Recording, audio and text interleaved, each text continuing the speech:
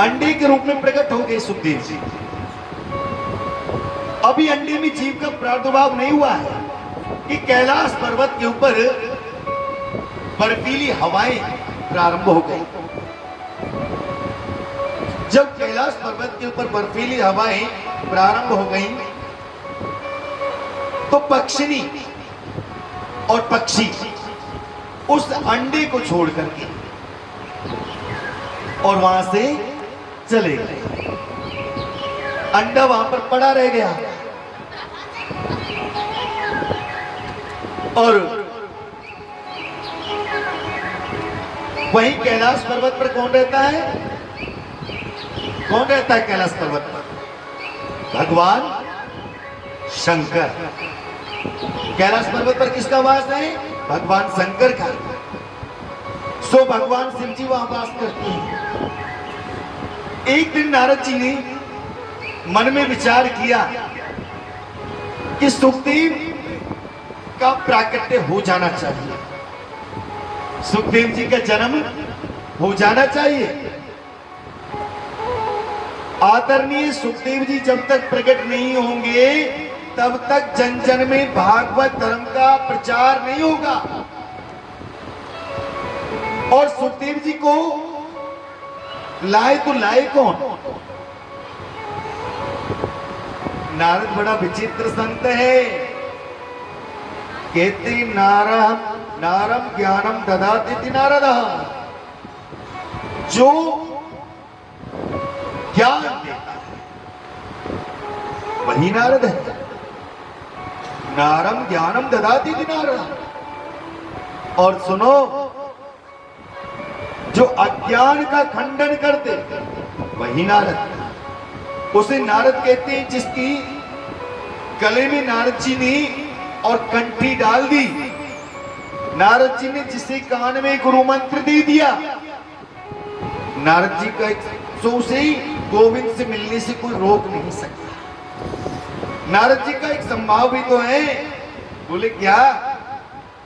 कि नारद जी का संभाव है कि हंसते हुए जो रो रहा हो कि रोते हुए को हंसाना, और यदि मन में आ जाए तो बिना पेट्रोल डीजल लकड़ियों के दिया सलाई के और क्या करना है? अब नारद जी ने मन में सोचा कि जन जन में प्रचार प्रसार भागवत धर्म का करना है, तो क्या करना है कि सुखदेव, आदरणीय श्री सुखदेव जी का प्राकट्य होना अति अनिवार्य है। उनका आना जरूरी है। जब तक सुखदेव जी नहीं आएंगे तब तक जन जन में धर्म का प्रचार प्रसार नहीं हो सकता। सो कैलाश पर्वत पर पहुंचे। जिस समय कैलाश पर्वत पर नारद जी पहुंचे तो क्या हो कि बाबा समाधि में बैठे हुए। बाबा समाधि में बैठे। अब तो गुफा के अंदर प्रवेश किया जहां पर देवी पार्वती गुफा के अंदर है। और जब नारद जी पहुंचे, अरे पुत्र, बड़े दिनों के बाद। माता जी प्रणाम। हाँ नारद, आयुष्मान बाबा, बड़े दिनों के बाद देखे हो, आज तक आजकल दिखाई नहीं देते हो, कहाँ रहते हो? अरे माता जी मैंने तो आजकल आना जाना सब छोड़ रखा है। बोले काहे? क्यों? अरे माँ, आजकल संसार में सभी जितने भी प्राणी है ना, जितने मनुष्य हैं, उन सभी ने झूठ का अवलंबन करना प्रारंभ कर दिया। सभी झूठ बोलते हैं। किसी का एक दूसरे के प्रति कोई प्रेम भाव, जो प्रेम भी है ना, वो भी झूठा दिखावा है, दिखावा करते हैं। सभी के हृदय में कपट भरा है। सो इसलिए मैंने सभी के पास जाना आना छोड़ दिया। पति पत्नी का एक दूसरे के प्रति प्रेम रहा नहीं। पत्नी पति का आदर करती नहीं, और पति भी जो है फिर वो सम्मान पत्नी को देता नहीं। दोनों एक दूसरे से झगड़ते रहते हैं, क्योंकि एक दूसरे से छुपाव जो करते हैं एक दूसरे से। और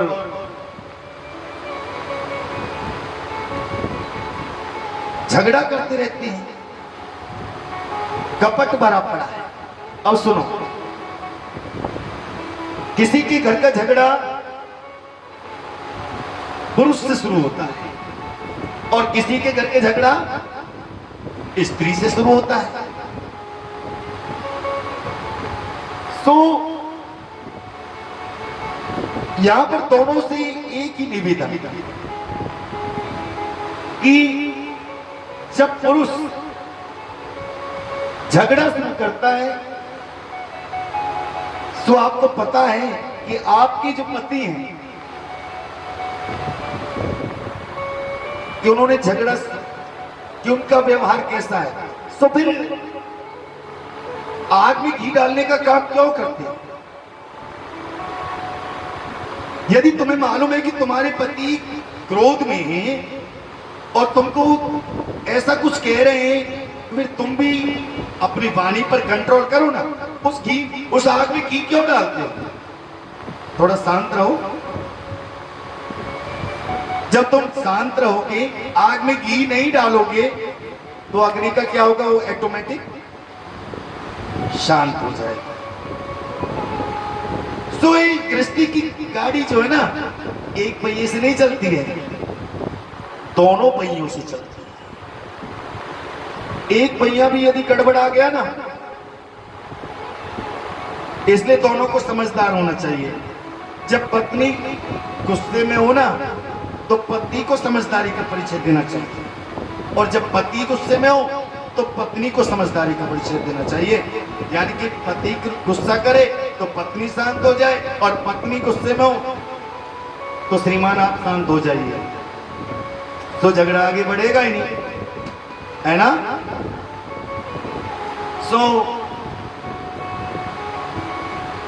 यहां पर कि मां आजकल मैंने जाना ही छोड़ दिया है, सब कपट करते हैं, एक दूसरे से बात छुपाते हैं, पत्नी पत्नी भी, इसलिए सब ये जितना भी संसार है कपट से भरा पड़ा है। अरे पुत्र तुम आओ, बैठो, मैंने तुम्हारे लिए अपने हाथों से लड्डू बनाए, मोदक बनाए, सो ग्रहण करो। अब सो यहां पर नारद जी से पार्वती मैया कहने लगी, सुनो एक बात कहें, तुमने ना बड़ी सुंदर बात कही, तुम संसार की बात करते हो नारद, लेकिन तुम्हारे जो पिताजी है ना, देखो सुनो, वो तो हमसे बड़ा प्रेम करते हैं, आज तक उन्होंने जीवन में हमसे कोई बात छुपाई ही नहीं, आज तक उन्होंने जीवन में हमसे कोई बात नहीं छुपाई। जो गुरुजी गुरु मंत्र देते ना कान में, वो किसी को बतलाया नहीं जाता, लेकिन तुम्हारे पिताजी को जब गुरुजी ने और कान में गुरु मंत्र दिया ना, तो आकर के तुरंत हमको बतला दिया, इतना प्रेम हमसे करते हैं। बोले अच्छा, चलो माँ, आपका और पिताजी का प्रेम इसी प्रकार से बना रहे, आपके प्रेम को किसी की नजर ना लगे, तो बड़ा प्रेम करते हैं पिताजी आपसे। बोले हाँ, तो उन्होंने सारी बातें जीवन की आपको बतलाई है ना? बोले हाँ, सो ये भी बतलाया होगा फिर तो कि उनके गले में मुंडों की जो माला पड़ी है माँ, वो किसके मुंडे हैं? बताया कि नहीं बताया? नारद जी का संभाव जानते हो ना, घुमा करके बात को वही लाना है। और नारद जी आजकल तो इधर उधर बहुत बैठे हैं, इधर उधर नारद जी बहुत बैठे हैं, तो सावधान हो जाइए, बहुत नारद हैं। हाँ, बैठे हैं ना, सब जानते हैं कि कितने नारद इधर उधर बैठे हैं, वही नारद यहाँ पर हैं। फिर तो ये भी बतलाया होगा कि गले में मुंडों की माला किसकी है? अरे नारद, यही तो गड़बड़ है। पर एक बात करें, आजकल जब पति पत्नी आपस में झगड़ा करते हैं ना, तो श्रीमतियों की एक आदत है, पति से झगड़ा हुआ, पड़ोस में पहुंची, रिश्तेदारों में जाकर के, आज इन्होंने मेरे साथ झगड़ा किया, ये कहा वो कहा, ये सारी बातें शेयर कर डालती हैं। हाँ, और मेरा कहना ये है कि किसी को भी पति पत्नी के झगड़े की बातें किसी को जाकर शेयर ना करो, रिश्तेदारियों में भी ना बतलाओ। कल को तुम पति पत्नी एक हो जाओगे, कल को फिर तुम किसी से कहो कि नहीं जी हमारे पति, और तुम कहो हमारी पत्नी, अरे तुम ज्यादा ना बोलो, हम जानते हैं कि तुम्हारी पत्नी और तुम्हारे पति, हाँ सब बातें हमको मालूम है, ज्यादा बातें ना बनाओ। तो ऐसा समय नहीं आना चाहिए कि आप अपनी आपस की बातें किसी से जाकर के शेयर करो और कल को वो आपको ताना दे, किसी को मौका नहीं दीजिए। आचार्य श्री सुखदेव जी कहती है, राजन यहाँ पर कहा, अरे माँ फिर तो बतलाया होगा कि मुंडों की माला किसकी है? बोले यही तो गड़बड़ है, ये तो आज तक कभी बताए। तो खाक प्रेम करें तुमसे, सबसे मुख्य मोस्ट इंपोर्टेंट बात तो यही है, सदैव अपने गले में उस माला को पहने घूमते और तुम्हें ये नहीं बताया कि किसके मुंडे हैं। अब मैं नहीं रुक सकता, अब मुझे जाना होगा माँ, यहाँ भी कपट पारा पड़ा। अरे पुत्र अब नहीं रुक सकता, अब मुझे आज्ञा दीजिए। निकल करके जाने लगे, भगवान की समाधि टूट गई है उधर, भगवान का भजन पूरा हो गया, शंकर भगवान का।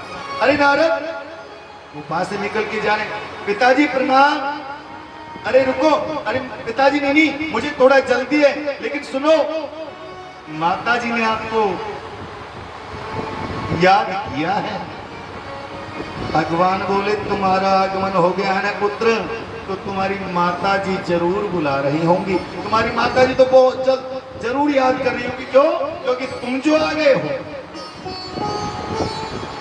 अब तो भगवान शंकर और पहुंचे हैं कहा? गुफा के अंदर। लेकिन उससे ही पहले माताजी ने क्या किया है? माताजी ने क्या किया बोलो? अपने आभूषणों को उतार के रख दिया। जो नए वस्त्र पहने थे, अच्छे वस्त्र, उनको उतार करके एक तरफ रख दिया, मलिन वस्त्र धारण कर लिए, केशों को खुला छोड़ दिया और जाकर के गोप भवन में जाकर के बैठ गए। गोप भवन, जब पहले राजा महाराजा या जो भी व्यक्ति मकान बनवाते थे तो उसमें एक कमरा अलग से बनता था, जिसके मुख्य द्वार पर लिखा होता था गोप भवन। यानी कि जब स्त्री, कोई भी स्त्री अपने पति से और रूठ जाती, नाराज हो जाती, तो उसमें जाकर के बैठ जाते। पति को बतलाने की आवश्यकता ही नहीं है, तो स्वयं समझ जाते कि रूठी हुई है, नाराज हैं, चलो भाई मनुहार करना होगा, इनको मनाना होगा। भगवान शंकर पहुंचे, देवी क्या बात है, क्यों रूठी हो, क्यों नाराज हो, बतलाओ ना क्या बात। यहाँ पर देवी पार्वती कहने लगी, बात ना करो हमसे, हमने कपटी बहुत देखे लेकिन तुम्हारे जैसा कपटी नहीं देखा, तुम्हारे जैसा झूठा नहीं देखा, तुम कपटी हो। भगवान बोले क्या कपट किया है हमने? बोलो क्या कपट किया है हमने? बोले कभी देखो सुनो, तुम झूठे हो, तुमने हमसे बातें छुपाई हैं। क्या छुपाया है मैंने तुमसे? प्रेम नहीं करते, झूठा दिखावा करते हो। और सुनो, झूठा दिखावा करते, झूठे हो तुम। देवी मैंने जीवन में तुमसे इतना प्रेम किया, अगाध प्रेम किया, इसका प्रमाण क्या दें हम तुम्हें? क्या? अरे तुमने कभी हमें बताया कि तुम्हारे गले में जो मुंडों की माला पड़ी है ये किसके मुंडे हैं? कभी तुमने इस विषय में चर्चा की, कभी बोला? भगवान शंकर कहने लगे, देवी यदि मेरे प्रेम का कोई प्रमाण, यदि कोई साक्षी है और कोई गवाही देने वाला है तो ये मुंडों की माला है कि मेरा तुम्हारे प्रति कितना प्रेम है। बोली कैसे? कि सुनो देवी, जब जब लीला की सिद्धि के लिए और तुमने मनुष्य देह धारण किया, तब तब जब जब तुमने उस मनुष्य देह का त्याग किया, उस शरीर को त्यागा, उस प्रत्येक शरीर के, उस प्रत्येक अवतार के शीशों को, और मैंने तुम्हारे उस जन्म की स्मृति बना करके अपनी इस माला में पिरो दिया। अपने हृदय पटेल से तुम्हें सर्वदा लगा करके रखा, प्रत्येक जन्म की तुम्हारी स्मृति को। ये तुम्हारे ही तो मुंडे हैं, इससे बड़ा प्रत्यक्ष प्रमाण और क्या हो सकता है कि मेरा तुम्हारे प्रति कितना प्रेम है। पार्वती बोली, हो तुम तो कपटी नहीं, महाकपटी हो, तुम तो और भी बड़े कपटी हो। क्या कहती हो? ऐसी कौन सी संजीवनी पी रखी है तुमने कि तुम्हें कभी मरना नहीं पड़ता और हमें बार बार जन्म लेना पड़ता है, बार बार मृत्यु को प्राप्त होना पड़ता है? बार बार जन्म लेना पड़ता है, बार बार मृत्यु को प्राप्त होना पड़ता है। तुमने ऐसी कौन सी संजीवनी पी रखी है कि तुम्हें मरना नहीं पड़ता? बोले दीदी, मैंने अमर कथा का पान किया। अमर कथा का पान तो हमें क्यों नहीं कराया? हमें भी उस अमर कथा का पान करना है, हमें भी बार बार जन्म नहीं लेना, बार बार मृत्यु को प्राप्त नहीं होना। बोली दीदी, मैं तुम्हें अमर कथा का पान कराऊंगा यदि तुम करना चाहती हो, लेकिन तुम तो जानती हो कि मैं कथा जब सुनाता हूं तो आंखें बंद करके सुनाता हूं। इसलिए मेरी एक शर्त होगी, यदि तुम्हें कथा सुननी है पहले तो सन्मुख बैठ करके कथा सुननी होगी। दूसरा, जब तक मैं कथा तुम्हें सुनाऊं तो ओंकार शब्द का उच्चारण होना चाहिए, जिससे मुझे ज्ञात होता रहे कि आप कथा का श्रवण कर रहे हैं। बोले ठीक है। अब तो वक्ता बन गए हैं भगवान शंकर और श्रोता बन गए हैं देवी पार्वती। अब तो भगवान शंकर कथा श्रवण करा रहे हैं। प्रथम दिवस कथा का श्रवण वाचन हो रहा है। तो जहां पर भगवान शंकर वक्ता बनकर के बैठे, उनके पीछे वो पक्षनी का और टूटा हुआ अंडा, जो कि बर्फीली हवाओं के प्रभाव से और टूट गया था, वो पहली कथा के प्रभाव से जुड़ गया। दूसरे दिन की कथा का समापन हुआ तो उस अंडे के अंदर जीव का प्रादुर्भाव हुआ। तीसरे दिन की कथा का समापन हुआ, अंडा फोड़ करके जीव बाहर निकल आया। चौथे दिन की कथा का समापन हुआ तो वह जीव उड़ करके और भगवान शंकर के पीछे और एक शिला पर बैठ गए। भगवान शंकर कथा श्रवण करा रहे हैं और जैसे ही पंचम दिवस कथा का और जैसे ही शुभारंभ हुआ तो देवी पार्वती को निद्रा आ गई। अब तो ओंकार शब्द बंद हो, जब निद्रा आ गई तो ओंकार शब्द बंद होगा। तो जो सुख सावक पीछे बैठकर की कथा श्रवण कर रहा है, उसने मन में सोचा कि माता जी तो सो गई और अब पिताजी कथा को यहीं पर विराम कर देंगे, क्योंकि पहली शर्त है ना, जहां पर तुमने ओंकार शब्द का उच्चारण बंद किया मैं वहीं पर कथा को विराम कर दूंगा, आगे कथा नहीं सुनाऊंगा। सुख सावक को यहाँ पर चिंता हुई कि पिताजी अब कथा को विराम करने वाले हैं क्योंकि माताजी को निद्रा आ गई। तो यहाँ वह सुख सावक और माता पार्वती की आवाज में और भगवान शंकर को ओंकार शब्द का उच्चारण करके सुनाता है। हुमा के पड़ गई सोता भूख राधे हो तोता।